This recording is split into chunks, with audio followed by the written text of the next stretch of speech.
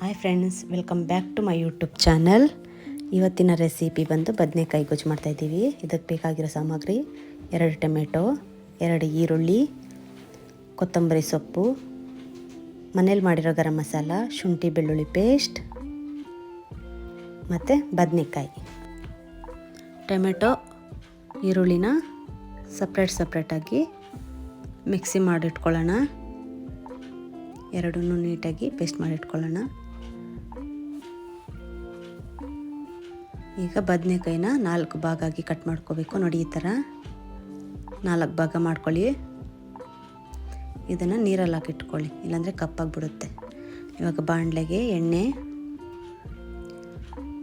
ಒಂದು 4 ಸ್ಪೂನ್ ಎಣ್ಣೆ ಹಾಕಿ ಬದನೆಕಾಯಿನ ಹಾಕಿ ಚೆನ್ನಾಗಿ ಫ್ರೈ ಮಾಡ್ಕೊಳ್ಳೋಣ.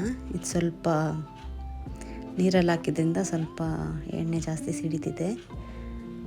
ನೋಡಿ, ಈ ಥರ ಚೆನ್ನಾಗಿ ಫ್ರೈ ಮಾಡ್ಕೊಳ್ಳೋಣ. ಫ್ರೈ ಮಾಡಿ ತೆಗೆದಿಟ್ಕೊಂಡ್ಬಿಡೋಣ. ಒಂದು ಪ್ಲೇಟ್ಗೆ ತೆಗೆದಿಟ್ಕೊಂಡು ಇದೇ ಎಣ್ಣೆಗೆ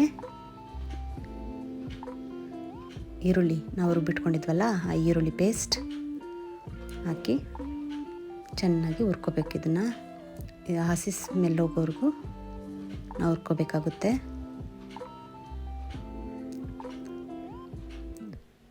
ಚೆನ್ನಾಗಿ ಹುರ್ಕೊಳ್ಳಿ. ಇದು ಈ ಥರ ಹುರ್ಕೊಳ್ಳಿ. ಜಾಸ್ತಿ ಸ್ಮೆಲ್ಲೆಲ್ಲ ಹೋಗಬೇಕಾಗುತ್ತೆ. ನೋಡಿ, ಈ ಥರ ಕಲರ್ ಬಂದಿದೆಯಲ್ಲ, ಈಗ ಸ್ಮೆಲ್ಲು ಚೇಂಜ್ ಆಗಿದೆ. ಇದಕ್ಕೆ ನಾವು 1 ಸ್ಪೂನು ಶುಂಠಿ ಬೆಳ್ಳುಳ್ಳಿ ಪೇಸ್ಟ್ ಹಾಕಿ ಚೆನ್ನಾಗಿ ಫ್ರೈ ಮಾಡ್ಕೊಳ್ಳೋಣ.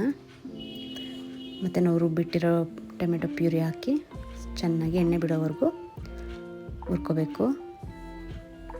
ನೋಡಿ, ಇದು ಸ್ಮೆಲ್ಲಲ್ಲಿ ಹಸಿ ಸ್ಮೆಲ್ಲೆಲ್ಲ ಹೋಗಿ ಸ್ಮೆಲ್ ಬರೋಕ್ಕೆ ಸ್ಟಾರ್ಟ್ ಆಗುತ್ತೆ. ನೋಡ್ಕೊಳ್ಳಿ. ಇದಕ್ಕೆ ನಾವು ಮನೇಲಿ ಮಾಡಿರೋ ಗರಂ ಮಸಾಲ, ಇದಕ್ಕೆ ನಾನು ಮೆಣಸಿನ್ಕಾಯಿ ಹಾಕಿದ್ದೀನಿ. ಖಾರ ಇರುತ್ತೆ ಇದರಲ್ಲೇ, ಅದಕ್ಕೆ ಹಸಿ ಮೆಣಸಿನ್ಕಾಯಿ ಏನು ಯೂಸ್ ಮಾಡ್ತಿಲ್ಲ. ಗರಂ ಮಸಾಲ, ಏಲಕ್ಕಿ, ಚಕ್ಕೆ, ಲವಂಗ ಎಲ್ಲ ಹಾಕಿ ಪುಡಿ ಮಾಡಿರೋದು. ಇದು ಒಣಗಿದ ಮೆಣಸಿನ್ಕಾಯಿ ಹಾಕಿ ಪುಡಿ ಮಾಡಿ ಇಟ್ಕೊಂಡಿದ್ದೀನಿ. ಇದನ್ನು ಹಾಕಿ ಚೆನ್ನಾಗಿ ಫ್ರೈ ಮಾಡ್ಕೋಬೇಕು. ನೋಡಿ, ಈ ಥರ ಎಲ್ಲ ಫ್ರೈ ಮಾಡಿ ಇಟ್ಕೋಬೇಕು. ಅದಕ್ಕೆ 1 ಸ್ಪೂನ್ ಉಪ್ಪು, ನಮಗೆ ರುಚಿಗೆ ಎಷ್ಟು ಬೇಕೋ ಅಷ್ಟು ಉಪ್ಪು ಹಾಕ್ಕೊಳ್ಳಿ. ನಂತರ ಇದಕ್ಕೊಂದು ಗ್ಲಾಸ್ ನೀರು ಹಾಕಿ ಈ ಸ್ವಲ್ಪ ಗಟ್ಟಿಯಾಗೋವರೆಗೂ ಸ್ವಲ್ಪ ಫ್ರೈ ಮಾಡ್ಕೋಬೇಕು. ನಿಮಗೆ ತಿಕ್ಕಾಗಿ ಬೇಕಂದರೆ ತಿಕ್ಕಾಗಿ ಮಾಡ್ಕೊಳ್ಳಿ, ತೆಳ್ಳಗೆ ಬೇಕಂದರೆ ತೆಳ್ಳಗೆ ಮಾಡ್ಕೊಳ್ಳಿ. ನಿಮ್ಗೆ ಹೇಗೆ ಬೇಕೋ ಆ ಥರ ಗ್ರೇವಿ ನಾವು ಮಾಡ್ಕೋಬೋದು. ನೋಡಿ, ಅದನ್ನು ಮುಚ್ಚಿ ಒಂದು 2 ನಿಮಿಷ ಬಿಡಿ. ನೋಡಿ, ಎಣ್ಣೆಲ್ಲ ಈ ಥರ ಬಿಟ್ಕೊಂಡಿದೆ, ಚೆನ್ನಾಗಿ ಬಂದಿದೆಯಲ್ಲ. ನಾವು ಇದಕ್ಕೆ ಆವಾಗಲೇ ಮಾಡಿಟ್ಕೊಂಡಿದ್ವಲ್ಲ, ಹುರ್ಕೊಂಡಿದ್ವಲ್ಲ ಎಣ್ಣೆದಲ್ಲಿ, ಆ ಬದನೆಕಾಯಿನ ಇದಕ್ಕೆ ಹಾಕ್ತೀವಿ.